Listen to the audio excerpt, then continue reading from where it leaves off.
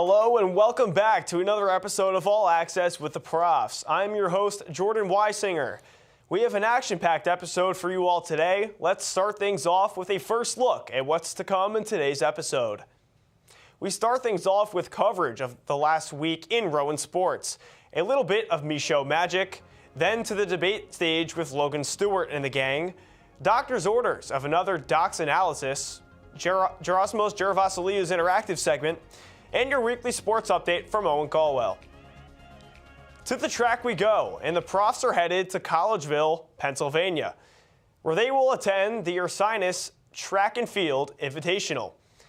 That goes for both teams, but the women's team had an extra few meets, one being at the Sam Howell Invitational, and the other two at the Embry-Riddle Running Elements Classic.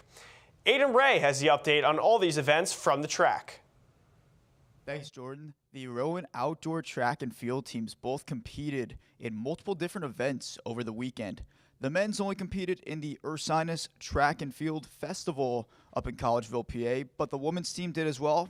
But to add on to that, the women's team also competed at the Embry-Riddle Running Elements Classic down in Daytona Beach, Florida, and the Sam Howell Invitational at Princeton University. So starting off with the men's side, who competed up at Ursinus College on Saturday, they had many first-place finishes. The 4x400 relay of James Coleman, Teddy Wilson, Luke Hallbrunner, and Jason Aguiman clocked in at 3:18.80 for a top 25 Division III time. Anthony Faust claimed first in the 5,000 meters with a PR time of 15:23.32. Angel Gonzalez was first in the 400-meter hurdles, putting him in the top 30 in Division III. This plus more first-place finishes capped off a great weekend for the men's team up at Ursinus. And now moving over to the women's side, who had their athletes competing in 3 different competitions on the weekend. Up at Ursinus, Izzy Deal turned in a pair of top 5 Division III marks on the day. First, she had a PR tied in the shot put, posting the number 3 Division III mark while winning the event at 13.92 meters. To add on to that, she then claimed first in the javelin with 41.29 meters. Good for the number 4 result in the country. Down at Embry-Riddle, Nevaeh Lord-Just clocked the number 3 Division III time in the 400 meters with 56.91 seconds, while Molly Lodge tacked on a number 5 Division III and second fastest career time in the 400-meter hurdles with 1 minute, 1 second, .69. Gabriella Pagano and Emily Zani competed in the 1,500 meters in the Sam Howell Invitational at Princeton as well. Made many different contributions for the women's team. Up next for both teams, they will be back at home in Glassboro competing in the Oscar Moore Invitational on Saturday, April 12th. The competition will start at noon, and it will also be senior day for the athletes. This is Aiden Ray, your Rowan track and field reporter here on All Access with the Profs, and we're going to send it right back to Jordan Weisinger in the studio. Thanks, Aiden. And now to lacrosse, where Stephen Wilczynski will be covering the Rowan game against the Ramapo Roadrunners last Friday night. The Profs are coming off a bitter loss to Scranton in overtime for their first loss of the year. This game against Ramapo was the beginning of NJAC play, and what could be better than a 1-0 start? Let's see how they shook off that loss, if they did. Take it away, Stephen. Thanks, Jordan. I'm Stephen Wilczynski, and on Wednesday at the Women's Lacrosse NJAC opener against Ramapo, the Profs bounced back from their first loss of the season last week with an offensive masterclass. The Profs flattened the Roadrunners 22-1, improving to 9-1 and 1-0 in NJAC play. In the Profs' first offensive possession, Elena Corsa netted her first of 4 goals on the night. The Profs would go on to score 8 goals in the first quarter, allowing 0. The Profs had 11 scores on the night. Notable performers were Callista Burke with 4 goals and Alexis Lowry and Fiona Lockhart with 3 goals each. However, perhaps the most compelling moment of the night was captain defenseman Sophia Shivo scoring her first goal of the year and 4th in her career. On the defensive end, the Profs forced 29 turnovers. The Profs look to make a statement against Ramapo as they begin their end-of-season string of NJAC opponents. Looking forward, the Profs will face Franklin and Marshall tomorrow at home and NJAC opponent Kane University on the road Saturday. I'm Stephen Wilczynski from the Soccer Lacrosse Complex. Back to you, Jordan. Thanks, Stephen. And wow, what a complete win. Now to baseball, where they are also looking to shake off a loss, but in their case, a 4-game losing streak. Rowan began NJAC play against Kane last week and dropped both games of the doubleheader. They look to finally get their lick back against Stockton and Montclair State. Here is Connor McAndrew for your baseball update. Thank you, Jordan. Rowan baseball played 3 games last weekend, going 2-1 in the stretch as they won versus Stockton 10-2 on Thursday and split the doubleheader versus Montclair State last Saturday. Rowan took on the number 2 team in the NJAC and a squad receiving votes in the national top 25 poll, the Montclair State Redhawks. After starting 1-2 in NJAC play, the Profs were looking to at least split the series to stay in the race. In Game 1, Rowan ace Mike Shannon dominated on the mound, tossing 8 strong innings while giving up just 1 run and striking out 8. The Profs offense erupted for 12 runs in the 4th inning and 5 more in the 7th. Senior Phil Sedalis crushed his 7th home run of the season, and Damon Sirianni added his first career homer to help cap a 21-3 blowout win. However, in Game 2, Montclair State told a different story. They jumped out to a 2-0 lead early in the 1st, with Rowan responding with 2 runs in the 3rd, but the Redhawks would then answer with 6 combined runs in the 4th and 5th to make it 8-2. The Profs battled back, scoring 4 runs across the 6th and 7th innings, including another home run by Sedalis. Montclair did pull away late, scoring 5 more in the final 2 frames to take Game 2 by a final score of 13-6. The Profs now sit at 17-7 on the season and look to carry the momentum into Thursday when they face Rutgers Camden in a home-and-home NJAC series. Game 1 is in Camden at 3:30 p.m., and Game 2 will be back at the Nest same time on Friday. There's plenty of excitement off the field, as well as the first 150 students in attendance on Friday will receive free hot dogs. Plus, 1 lucky student will walk away with a brand new iPad. The catch? You must bring a sign to be entered in the giveaway. For All Access with the Profs, I'm Connor McAndrew. Back to you, Jordan. Thank you, Connor. To our last sport, we will go live once again to the softball field with Skylar Sweeney. But before we do, let's talk about the ladies of the Diamonds. We are officially under undefeated watch. Rowan softball clinched their best start in program history after their sweep of William Patterson last week to improve to 26-0. They had a chance to further that against NJCU this past Saturday. The games were moved to Glassboro to avoid the rain in Jersey City. Now, let's go to Skylar Sweeney live for more on how the softball team performed. Thanks, Jordan. I'm Skylar Sweeney reporting live, and Rowan softball just keeps on rolling. The Profs dominated NJCU in a Saturday sweep, 10-0 and 8-0, improving to 28-0 overall, 6-0 in NJAC play, and hold the longest winning streak in the entire NCAA. Mackenzie Melvin and Liz McCaffrey each totaled 5 hits across the doubleheader. Melvin's walk-off double in Game 2, sealing another run rule win. McCaffrey also added a triple and 2 doubles in Game 1, helping Rowan blow it open with a 7-run 4th inning. Pitching was lights out again. Riley Lutz and Emily McCutcheon allowed just 1 hit each, combining to 25-0 on the season. The Profs are back in action tomorrow at Stockton at 2:30 for a doubleheader. I'm Skylar Sweeney with All Access with the Profs, sending it back to the studio. Thanks, Skylar. Back live from Studio 2 now, and we are going to go to send it over to Studio 1, where Jacob Michaud is standing by to give us his update of the Rowan Athletics calendar. Let's see that Michaud magic, baby. Thanks, Jordan. I'm Jacob Michaud, bringing you this week's calendar segment for Rowan Athletics.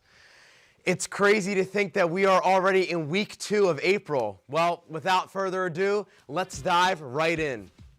Tomorrow, softball will get an unexpected doubleheader at home against NJAC rival Stockton. The game was originally scheduled to be played in Galloway, but now the Ospreys will have to face the Profs' home crowd. First pitch will be at 2:30, and the second game will follow at 4:30, as you can see right here. Lacrosse will also enjoy the comfort of home, and they may need to take advantage of that comfort as they'll take on number 4 ranked Franklin and Marshall at 5 o'clock. Moving over to Thursday, baseball will be playing in Game 1 of their home-and-home against Rutgers Camden. They'll hit the road for this first game, and the bats will start swinging at 3:30. Then on Friday, baseball will return home to Rutgers Camden to take on Rutgers Camden for the second time, and that will start at 3:30. This is an important home-and-home as the Profs can climb to over 500 in NJAC play with a win in both of these games, as they currently sit at 2-3. And of course, Saturday will be packed as always. Lacrosse will play in their second NJAC matchup of the season as they travel to take on the Stockton Ospreys at noon. Men and women's outdoor track and field will also be getting in on the action as they'll compete in the Oscar Moore Invitational, which will be held right here in Glassboro. Softball and baseball will also be getting busy as they'll hit the diamond for doubleheaders against Ramapo. Baseball will be away for this doubleheader, while softball will celebrate Senior Day at home. And finally, women's outdoor track and field will round out the weekend on Sunday at the Bucknell Bison Classic, which will take place at 10 a.m. in Lewisburg, Pennsylvania. And now for the coveted all-access game of the week. Give me men and women's track and field in the Oscar Moore Invitational that's taking place right here in Profs territory. There is no better time for these Profs to shine than now because they'll get the opportunity to compete at home, which is a very rare thing for track and field. It's also bound to be a fun-filled day as they'll get to celebrate Senior Day. Expect both the men and the women to break some records and earn some personal bests this weekend. Right now is the best time to do it. And that, my friends, will conclude the calendar segment for this week. It's been a pleasure as always. It's time to turn it over now to Logan Stewart and the debate team for this week's debate. Take it away, guys.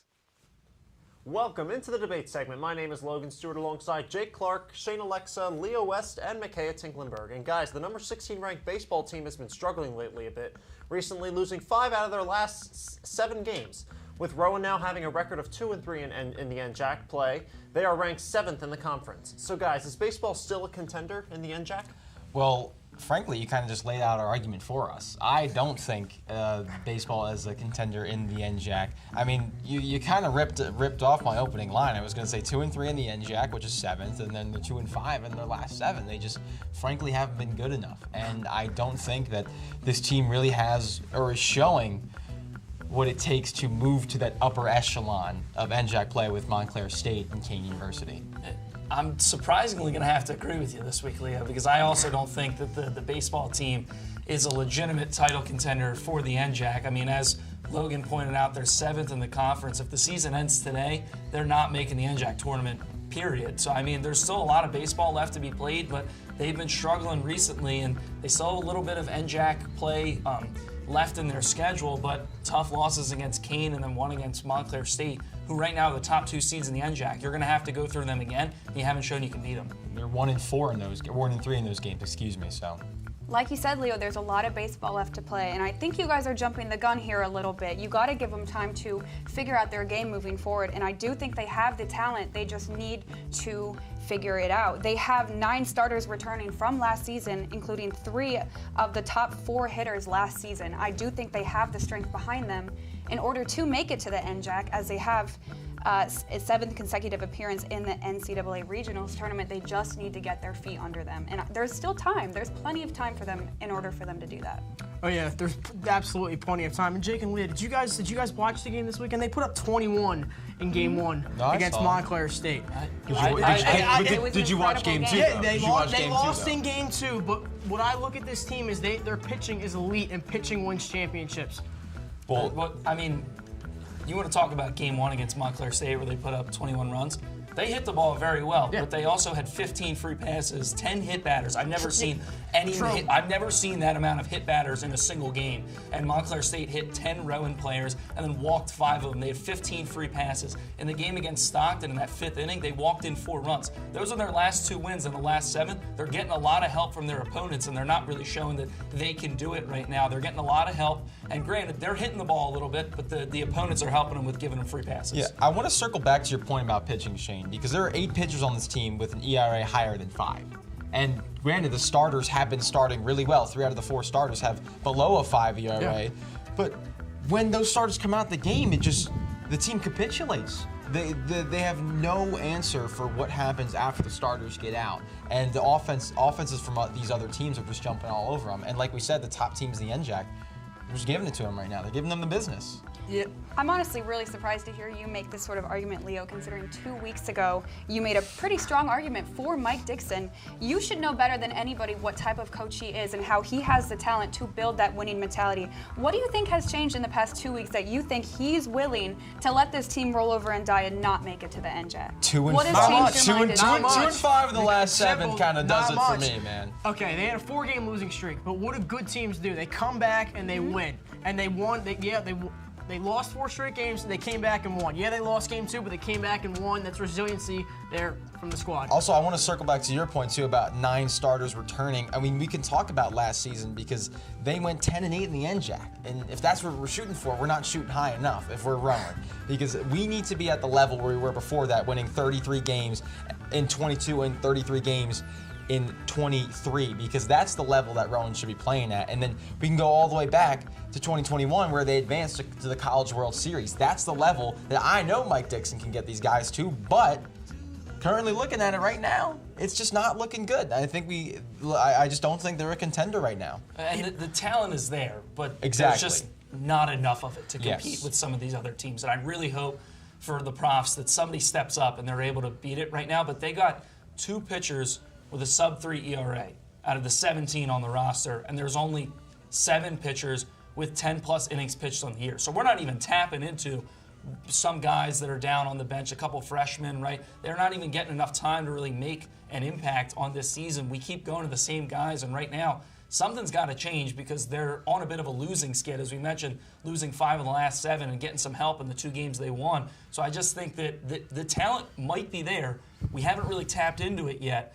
And then again, you can't rely on your starting pitcher. You want to talk about Montclair State, right? That first game, Mike Shannon went 8 innings. That's not sustainable success. You can't expect For him, it might be. Yeah, but that's one pitcher. I know. That's a starter. But you also got a 1-2 punch, which any good team is good 1-2 punch. You got Shannon and you got Coluccio, 2 pitchers there that can take you all the way. And that's it, right? I mean, it's not sustainable for Shannon's arm. But you don't know that. You don't know that. It's not sustainable for his arm. It's not. You should not have to ask your starting pitcher to go out and get 8, 9 innings in a game. You should be able to rely on your bullpen, and Rowan doesn't have that luxury. So, but it's early. Yeah, I think it's very easy for you guys to focus on the negatives here, but they absolutely dominated at the Russ Matt Invitational. Jason Morgan batted a .579. I think you can clearly see that the talent is there. You said it yourself, it's there. But when you're focusing on like the stats of when they're not doing as hot, it's very easy to just throw them out. But this is not the sort of team that is willing to roll over and die. We have seen it season after season, and they have a lot of fight in them, and I believe we're still going to see it going into the season. Give it time. The talent's there, but where's it at right now? Where's it at right now? They've lost 5 of their last 7. Nobody's stepping up right now. And granted, like they have the pieces. They have the pieces to compete. But right now, I just don't think they have enough. They're not tapping in. There's guys that don't seem bought in. There's guys that are having down years. And right now, I mean, again, they're getting a lot of help from their opponents. The way they're winning games right now is not sustainable for the long run. It's just not. You're asking too much out of the other team to give you free passes, and it's just not sustainable. It's not sustainable to have your starting pitcher go out and pitch 8 innings. That's not going to happen in May if he ends up tweaking his arm. We got to find better ways to win, and right now the Profs just aren't showing me they can do that. Yeah, we will see how baseball will respond later in the stretch of the season, but that is going to do it for us on the debate segment this week, and we are going to pass it on to Aiden Doherty, who's going to break down Mike Shannon's big performance in Doc Analysis. Take it away, Doc. Thanks, Logan. I'm Aiden Doherty here with Doc's Analysis. And you guys talked about in the studio about the baseball team being possible NJAC contenders. And a big reason why they might be contenders is right-hander Mike Shannon. The standout pitcher pitched on Saturday against Montclair State, and he dominated. Let's dive into it. Let's jump to the first inning. 1 out and 1 runner on to the 3-hole hitter. Shannon gets strike 2 on a swing and miss on an off-speed pitch, and for the next pitch, he goes even lower for strikeout number 1 on that same exact pitch. Next hitter, 1-1 count again, an outside slider placed perfectly for a swing and a miss. And then here we go again on the outside part of the plate. Went a little bit lower on the first batter and a little bit outer on the second batter, and he ends the first inning with back-to-back strikeouts. We head to the second. 3-2 pitch, fastball, heater blown by. We now jump to the next hitter, bottom of the second, and he gets back-to-back innings, ending with 2 strikeouts, another fastball. We go to the fourth. Shannon didn't just get strikeouts, as Menino, the shortstop, with a great flip to Serrano, and Serrano has a great turn to get a double play. And Rowan's offense sparked for 12 runs following this inning, but Shannon's day was not done just yet. Shannon ahead 0-2 off speed once again, gets Fisher down fishing for his 5th strikeout. He enters the 7th inning, 1-1 count. Let's look at this sequence. Curveball in the inner part of the plate, hits it foul, and then next pitch, fastball up and in. And it sets up the next pitch. Here we go, down and in for a swing and a miss. The eye level and a great pitch sequence from the right-hander. Later in the 7th, Shannon picks up another strikeout on a similar pitch, and it was a rarity for Shannon to have runners on base, but he was able to deal with it. And then in the 8th, a slider low and away for punch-out number 8 to finish off his 8-inning performance, allowing just 1 run and 7 hits as the reigning NJAC Pitcher of the Year starts off strong again in NJAC play. Mike Shannon looks to go back-to-back with NJAC Pitcher of the Year honors. For Doc's analysis, I'm Ada Doherty, now sending it over to Gerasimos Jurabasiliou for the interactive segment. Ladies and gentlemen, welcome back to this week's interactive segment. I'm your host, Gerasimos Jurabasiliou, and I'm alongside Gabe Maldonado, the president of the wrestling club. So Gabe, first off, how's it going? I'm doing pretty good. Thank you for having us out here. We appreciate it. Yeah, thank you. I know this is your last practice of the spring semester, so I'm very excited you guys were able to get the mats out today. So we've been a club here for well past my time. So I joined here as a freshman, and I know they've been going since at least 4 or 5 years before that. So however long that is. Yeah, so about like 8 or 10 years, I want to say we've been going now. Okay. We've been going pretty strong the whole time. All right. So. How long have you been the president? This is my first and only year being the president, Okay. so I got to go out with a bit of a bang. So. And what year are you? I'm a senior. All right, so this is your one and only year. Yep, my very last year. Has it been a great year for you guys? It's been phenomenal. That's awesome. Could not ask for a better year. That's what matters. That's what matters. Yeah. All right, with that, I say we get right into it. I see people wrestling all around me, so I say we get into something. So sounds good. First off, I need you to show me how to wrestle. Yeah, so, sure. Yeah. All right, so absolute basics, right? So when we start off, we get low in a stance. So you start low. Okay. You kind of want to keep your feet apart. You want to keep like a steady balance. So that way, if I push in you, you're not falling over backwards. Stay on my toes. So staying on your toes, you kind of want to stay low. And then the absolute basics, object is you want to get the guy on their back. Yep. And you can do that a variety of ways, really, however you really can. You got to show me a way. Show me right now. You can do it to me. Yeah, sure. All right. So say I'm like your least favorite person in the world. All right. Yeah. So if you were my absolute least favorite, okay, I would go here. Okay. I would grab you here. Oh no. Oh no. I'm gonna take it down. Oh no. Is that the killer move? It's one of them. All right. So so show me how to do a killer move like that. Sure. So we'll keep it pretty simple, right? So this is called a cement mixer. Okay. It's kind of a basic move. Basically, you want to kind of push up on the shoulders, pull them down, grab their head like so. Then you come up on the back, and then just put them straight to their back. All right, and then you throw me to the ground. Yeah. All right, so let me give it a shot here. Yeah. All right, so I push you like this, and when I bring you in, right, I hook you. Yeah. And then how you go under the arm, under the arm. Yeah, there you go, and now other way. Other way. Oh, and then I go like this. Yeah. All right. Yeah, I took out the president. I took him out. Yeah. I mean, I'm the president now. Yeah, that's basically how that works. Yeah. Well, that is great. Thank you so much for showing me there, Gabe. Thank you for no having us. problem. So, real quick before I go, how can people join the wrestling club in the future? Yeah, absolutely. So you can register for the club on ProfLink. As if you go there and you register, we'll be able to respond and we can add you to our roster, basically. And other than that, you just got to show up. We can get you moving, and then we'll add you to the roster kind of as we start rolling. So. And how often do you guys meet? So once we are in season, obviously this is our last one, but in season we wrestle 3 times a week, Monday, Wednesday, and Friday. On Monday and Wednesday we are 6:30 to 8:30, and then Friday we are 1 to 3. And it's all the rec center. Yep, all the rec center right here. All right. Well, Gabe, thank you so much for having us. Thank you for coming. Yeah, appreciate it. And that will do it for this week's interactive segment. I have been your host, Gerasimos Jurabasiliou. I'm going to send it back to our studio. Thank you, Gerasimos. Man, I honestly can't get enough of that segment. It's truly special. If you missed any sports news in the last week, we got you covered. Or should I say, Owen has you covered, per usual. Here is Owen Caldwell with his weekly sports update.